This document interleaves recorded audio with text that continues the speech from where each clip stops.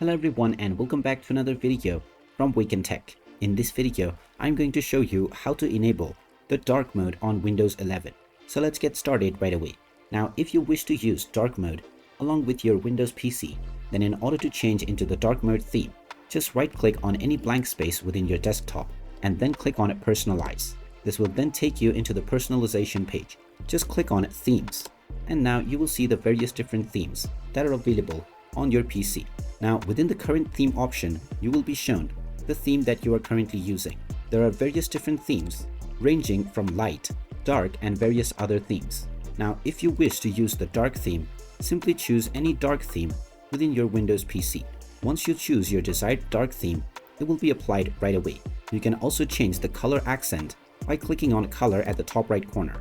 After you choose your color, it will be applied to your selected parameters right away. And there you have it. That is how easy it is to switch the theme of your Windows 11 PC into dark mode. If you find this video helpful, make sure you hit that like button and subscribe to our channel if you haven't done so already.